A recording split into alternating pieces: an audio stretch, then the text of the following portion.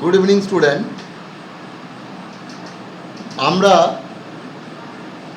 আজকে আমরা কোভিডের যে ইম্প্যাক্ট, আমাদের যে টার্গেট সেট করা ছিল যে আমরা 2024-এর মধ্যে $5 ট্রিলিয়ন ইকোনমির দিকে পৌঁছবো, তো কোভিডের ইম্প্যাক্ট সেটাকে কতখানি প্রভাবিত করেছে, আদৌ আমরা পাবো কি না দেখব। তাহলে আমরা দেখি কোভিড-19-এর ইম্প্যাক্ট ইন্ডিয়ার $5 trillion ইকোনমিতে। The Prime Minister of India laid down the target of making India a $5 trillion economy by 2024-25, something that stimulated debate and discussion among economists and policymakers who sought roadmaps to attain this optimistic economic goal. The discussion garners more significance given the current domestic and global economic slowdown, coupled with domestic price instability, the US-China trade war, and more importantly the prevailing global novel coronavirus disease, COVID-19 pandemic. তাহলে আমাদের ডিসকাশনটা শুরু হচ্ছে এই জায়গা থেকে। India China trade নিয়ে যে ঝামেলা, নোভেল করোনা ভাইরাস নিয়ে যে সমস্যা, সেই জায়গা থেকে আমরা জিনিসটাকে নিয়ে আসছি।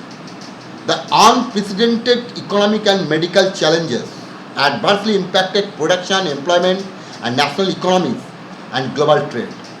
Two questions arise amid these domestic and global challenges. Will India attain its dream of a $5 trillion economy? And if yes, when?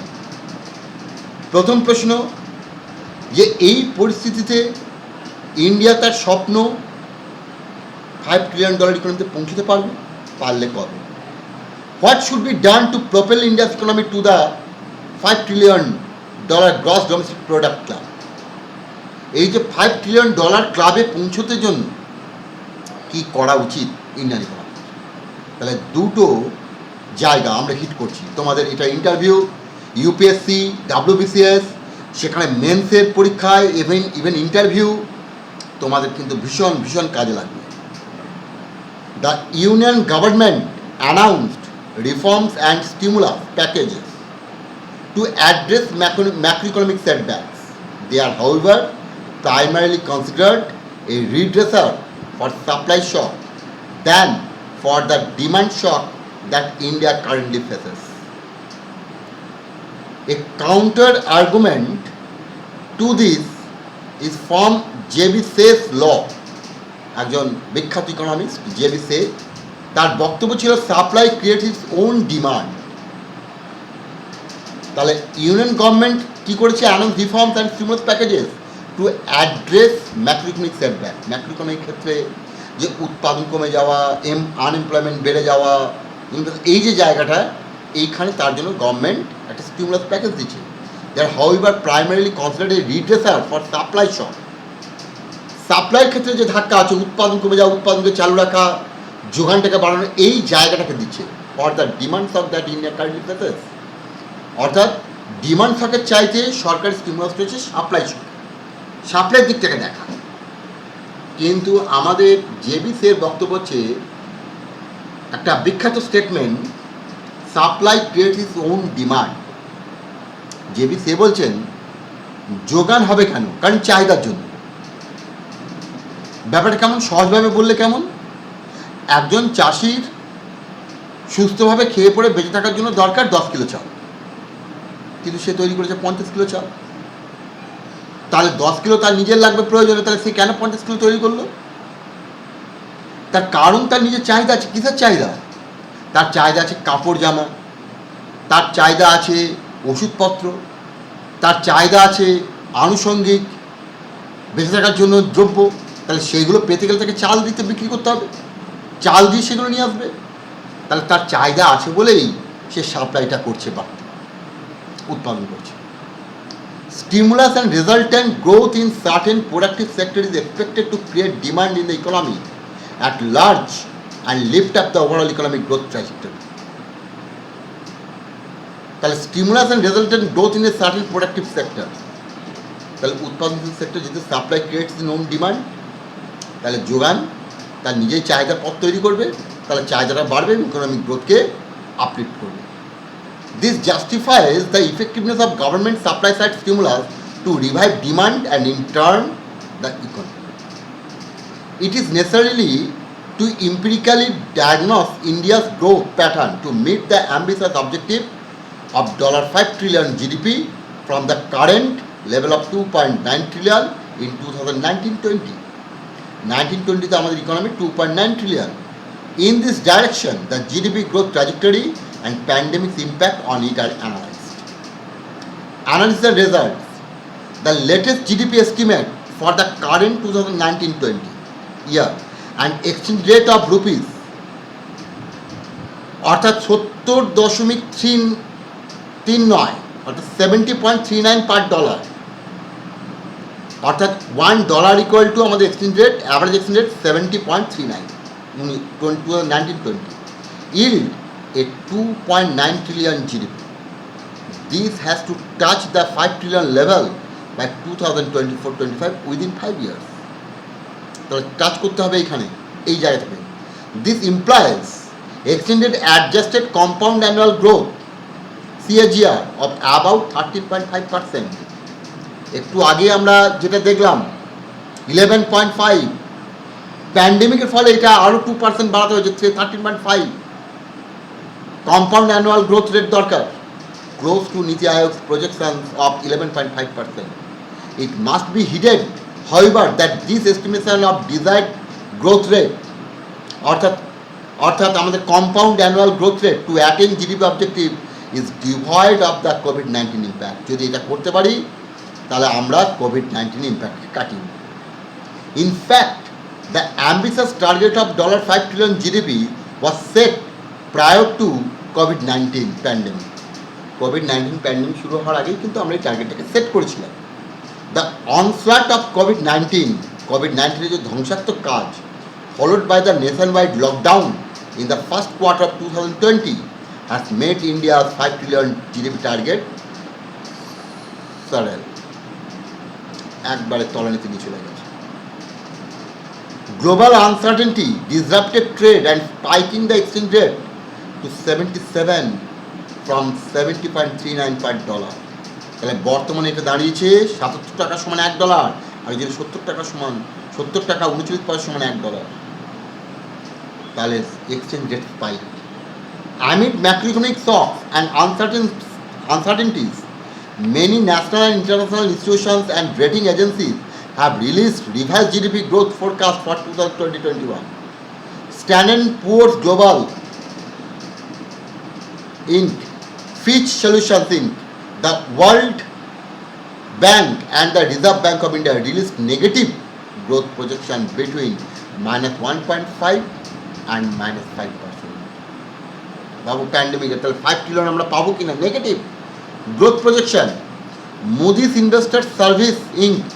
and International Monetary Fund posited non-negative growth numbers 0% and 1.9. Monetary fund বলছে এটা জিরোতে যাবে, negative হবে না, আর যদি positive হয় তাহলে 1.9, below 2% growth. Most projections from institutions and agencies, however, have a consensus on a growth outlook above the 7% for 2021-22.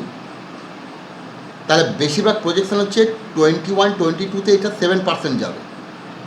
This is because of fiscal and monetary stimulus and reform announced by the center, accompanied by the unraveling of pent-up aggregate demand in the economy. যে aggregate ডিমান্ডটা যেটা আবদ্ধ হয়ে রয়েছে সেটা release করে দেবে সেই সময়, তাহলে সেটা আমরা 21-22 আমরা 7% চলে যেতে পারি growth rate. Incorporating the adversity in GDP growth due to the pandemic, we considered a conservative GDP growth rate of -3.2% for 2021, relying on the World Bank's estimate and RBI's negative territory forecast. আমরা ধরে রাখছি 2021 আমাদের growth rate হবে -3.2. It is inevitable that subdued growth of $5 trillion target trajectory in 2020-21 will either divert the growth pressures to subsequent years or push the target year to later year. তাহলে যদি আমাদের এই growth রেটটা আমরা পাই 2021-এ, তাহলে আমাদের $5 trillion তুলতে গেলে আমাদের গ্রোথ রেটটাকে বুস্ট আপ করতে হবে। তা নাহলে কী করতে হবে, এই $5 ট্রিলিয়ন টার্গেটটাকে পিছিয়ে দিতে হবে। 24-এর মধ্যে পাবো না, এইটাকে করতে হবে 27, 28 বা 30-এর মধ্যে জায়গাটাকে নিয়ে যেতে হবে। Our estimation for the post-COVID-19 period from 2021-22 to 24-25 yields a compound annual growth rate of 18.1%. তাহলে 21-22, 22-23, 23-24, 24-25 তাতে কম্পাউন্ড আমাদের প্রজেকশন হচ্ছে 18.1, মানে অ্যাভারেজ দাঁড়াচ্ছে 6 করে। দিস এস্টিমেট 6 নয়, 4.5. This estimate indicates the Indian economy needs to grow at an annual rate 18.1% to attain GDP target $5 trillion by 2024-25, which looks more surreal than real. অবাস্তব। সাররিয়াল মানে অবাস্তব। আমাদের এই মুহূর্তে গ্রোথ রেট দরকার বছরে 18.1%, যদি 24-25-এ পেতে হয়। অসম্ভব। The unrealistic looking projected growth rate of 18.1% prompted us to investigate the alternative to attain the $5 trillion target, which is naturally a postponement of the target year. In the post-COVID-19 period, the economy is expected to recover and revive as argued by multilateral institutions, rating agencies and economists, including the center's chief economic advisor. Economists went ahead and said the Indian market will emerge stronger than ever post-COVID-19 given liquidity support and future demand. তাহলে আমাদের ইকোনমিস্টরা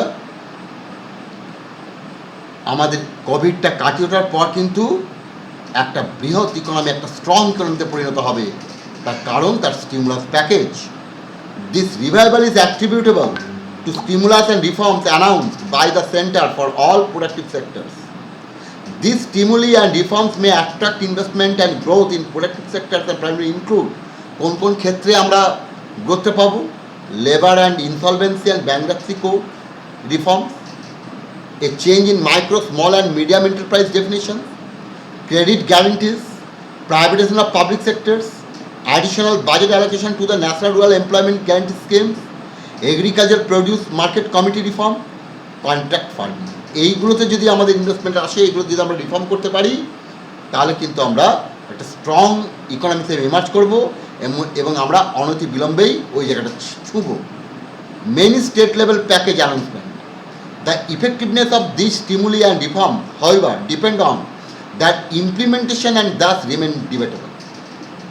তাহলে এই stimuli, এই রিফর্মগুলো নির্ভর করে আছে তাদের প্রয়োগ এবং সেটা প্রয়োগ করে রাখা, এই নিয়ে একটা বিতর্ক আছে। Given this, from 21-22, we postulated the economic productive sector to follow their respective historical growth trajectories of the previous 5 years. Therefore, agriculture, industry and services are expected to grow annually at their historical average of about 7.5%, 9.0%, 11.4% respectively. এই growth rate তাদের দিতে হবে, নাহলে আসবে না। This look more realistic and acceptable than 18.1% annual growth rate devised and discussed earlier. তাহলে annual growth 18.1% যত না রিয়ালিস্টিক, আমাদের হিস্টোরিক্যাল অ্যাভারেজ যদি আমরা এগ্রিকালচারে 7.5, ইন্ডাস্ট্রিতে 9% এবং সার্ভিস সেক্টরে যদি 11.4, এই গ্রোথটা যদি দিতে পারি, যেটা 18.1 থেকে অনেক বেশি realistic, com. This look more realistic and acceptable than 18.1% annual growth rate derived and discussed earlier. This consideration and analysis revealed the Indian economy can attain only $3.8 trillion by 24-25 and reach $5 trillion 27-28 with a compound annual growth rate of 9.97%. তাহলে আমাদের 9.97% যে growth rate average, অর্থাৎ আমরা এখানে যেটা পাচ্ছি তিনটিকে যদি যোগ করি 11.5 প্লাস 9.0 তাহলে 20.4 প্লাস 7.5 তাহলে 20.4 প্লাস 7.5 প্রায় 28, তার তিনটে তার 3 দিয়ে যদি ভাগ করি তাহলে 3 নাম 27, 9 পয়েন্ট প্রায় 97-এর জায়গায় আমরা অ্যানুয়াল গ্রোথ রেট পাবো যদি এই জায়গাটা আমরা রাখতে পারি। এবং যদি 9.97 গ্রোথ রেট পাই তাহলে আমরা 21-22 থেকে 5 ট্রিলিয়নে পৌঁছতে আমরা সময় নেব 27-28, তাহলে পিছিয়ে দিতে হবে আরও 3 বছর। This implies COVID-19 pushed India's 5 trillion dream by 3 years. Further, our analysis with different GDP forecast for the COVID-19 impacted year reveal any projected GDP growth rate between -5% and 4% during 2021 pushes the 5 trillion objective by 3 years further. The discussion on GDP growth trajectory with COVID-19 impact and without it is visualized below. তাহলে GDP growth trajectory 5 trillion জায়গা। তাহলে আমরা এই জায়গাটাতে আমরা আলোচনা করলাম, আমরা দেখলাম যে কোভিড না থাকলে কতটা পেতে পারি, কি হতে পারে, আর কোভিডের ফলটা কতখানি ফেলেছে ইকোনমিতে, আমাদের $5 ট্রিলিয়ন ইকোনমিতে পৌঁছে। তাহলে আশা করা যায় এটা তোমাদের ক্লাসটা ভালো লাগবে তোমরা শেয়ার করো, সাবস্ক্রাইব করো, দেখতে থাকো, বেলটাতে রিং করে রাখো। আর তোমরা যারা ইকোনমিক্সের ক্লাস করতে ইন্টারেস্টেড, ইউপিএসসি এবং ডাব্লিউবিসি সিভিল সার্ভিসের, তারা আমার ফোন নাম্বারে যোগাযোগ করতে পারো। Thank you, good night.